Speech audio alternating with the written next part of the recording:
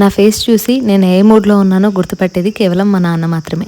ఈరోజు నా మూడ్ బాగాలేదని అర్థం చేసుకుని, నువ్వు త్వరగా రెడీ అవ్వు, నేను ఒక ప్లేస్కి తీసుకెళ్తాను అన్నారు. సరే అని రెడీ అయ్యి నేను మా నాన్నతో వెళ్ళాను. ఎక్కడికి తీసుకెళ్తున్నారన్న ఐడియా అయితే లేదు, కానీ నాకు తెలుసు నా మూడ్ చేంజ్ అయ్యే ప్లేస్కి అయితే తీసుకెళ్తారని. ఇక్కడ కనిపిస్తున్న స్పాట్, నేను 10th క్లాస్ నుంచి పానీపూరి తింటున్నాను. నా స్కూల్ అవ్వగానే ఇక్కడికి వచ్చి పానీపూరి తిని స్కూల్లో జరిగిన విషయాలన్నీ మా డాడీతో చెప్పుకునేదాన్ని. అందరూ అనుకునే విధంగా నేను మా నాన్నకి చాలా స్ట్రాంగెస్ట్ డాటర్. కానీ నా బ్రెయిన్లో, నా మనసులో కొన్ని మాటలు అలానే మిగిలిపోయాయి. ఎందుకో నా బ్రెయిన్ చాలా టైర్డ్గా అనిపించింది. ఒకసారి మా డాడీతో ప్రశాంతంగా ఒక టైం స్పెండ్ చేసి మాట్లాడితే నేను చాలా కూల్ అయిపోతానని కూడా తెలుసు. అందుకే డాడీ నన్ను ఇక్కడికి తీసుకొచ్చారని కూడా తెలుసు.